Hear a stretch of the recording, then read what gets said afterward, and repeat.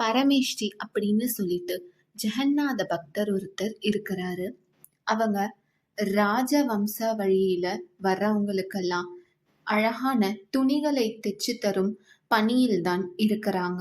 இருந்தாலும் அவங்க ஜெகநாதர் மேல பக்தியோட இருப்பாங்க எப்பொழுதும். ஒரு நாள் அரசர் பரமேஷ்டி கிட்ட பட்டு வஸ்திரத்தை கொடுத்து, சில ரத்தனங்களையும் கொடுத்து, தங்க ஜரிகைகளையும் கொடுத்து 2 தலையணைகளை தைச்சு தர சொல்லி கேக்குறாங்க. அதை எடுத்துட்டு பரமேஷ்டி அவங்களுடைய வீட்டுக்கு வராங்க. அப்ப அவங்களுக்கு தோணுது, இவ்வளவு அழகாக இருக்கும் இந்த துணியை வைத்து ஜெகநாதருக்கு தலையணை தைச்சு கொடுத்த எவ்வளவு அழகா இருக்கும் அப்படின்னு சொல்லிட்டு நினைச்சு பாக்குறாங்க. ஆனால் இது அரசருடையது. அதனால ஒன்றும் செய்ய முடியல. அவங்களுக்கு அந்த ஏக்கம் இருந்து கொண்டே இருக்குது. மனசுல அவ்வளவு உருகுறாங்க, இது ஜெகநாதருக்கு போய் சேராதா அப்படின்னு சொல்லிட்டு. இவங்களுடைய பக்தியை மெச்சி ஜெகநாதரே இவங்களுக்கு காட்சி தந்து கேக்குறாங்க, சரி 2 தலையணை நீ தைச்சு தருவல்ல, அதுல 1 எனக்கு தா அப்படின்னு சொல்லிட்டு. நேரில் வந்து பகவான் கேட்டதுக்கு அப்புறம் யோசிக்கிறதுக்கு இன்னும் என்ன இருக்கு, இதை விட மிகப்பெரிய பாக்கியம் எதுவுமே இல்லை அப்படின்னு சொல்லிட்டு பரமேஷ்டி தலையணையை தைச்சு ஜெகநாதர் கிட்ட கொடுத்துட்றாங்க. அப்போ ரத யாத்திரை சமயம். அதனால ஜெகநாதரும் இது என்னுடைய ரத யாத்திரைக்கு நான் பயன்படுத்தி கொள்கிறேன் அப்படின்னு சொல்லிட்டு மறைஞ்சு போயிடுறாங்க. அதுக்கப்புறம் அரசனோட தூதுவர்கள் வராங்க. அவங்க வந்து தலையணைய கேக்குறாங்க. இவங்க மிச்சம் இருக்கிற 1 கொடுத்து அனுப்புறாங்க. அதுக்கப்புறம் ராஜா பரமேஷ்டியை கூப்பிட்டு, நான் 2 கேட்டேன், நீ எப்படி 1 தான் தந்திருக்க அப்படின்னு சொல்லிட்டு கேக்குறாங்க. அதுக்கு இவங்க, ஜெகநாதருக்கு ஒரு தலையணைய நான் கொடுத்துட்டேன், அதுவும் நேரில் வந்து பகவானே என்னிடம் கேட்டார் அப்படின்னு சொல்லிட்டு சொல்றாங்க. ஆனா அரசர் இதெல்லாம் நம்பவே இல்லை. நீ பொய் சொல்ற, ஒரு தலையணையை நீ எடுத்துக்கொண்டு நீ இப்படி பகவான் மேல பழி சொல்ற அப்படின்னு சொல்லிட்டு அவங்கள தப்பா புரிஞ்சுக்கிறாங்க.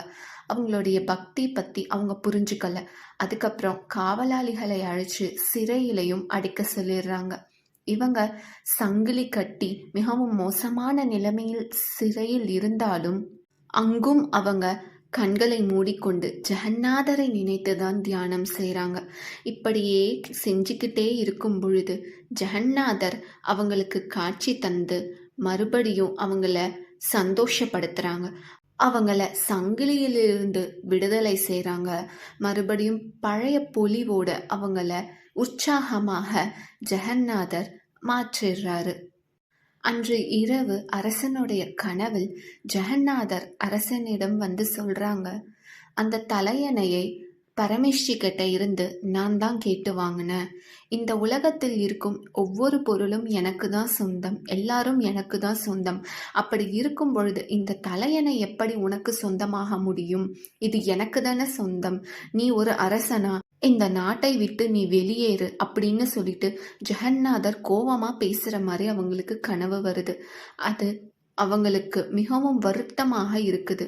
அரசர் அடுத்த நாள் யோசிக்கிறாங்க, பரமேஷ்டியை சிறையில் அடைத்து நம்ம தவறு செஞ்சுட்டோமோ அப்படின்னு சொல்லிட்டு.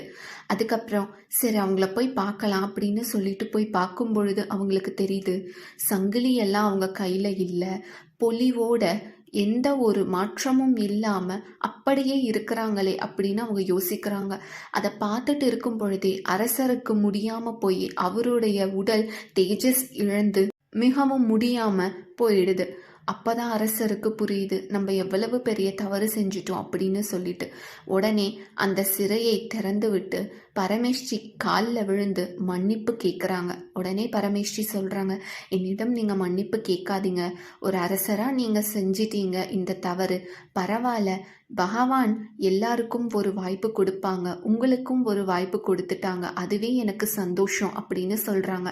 அதுக்கப்புறம் அரசரும் பழைய நிலைமைக்கு வந்துடுறாங்க. அரசரும் ஜெகநாதரோட பக்தராக மாறிடுறாங்க.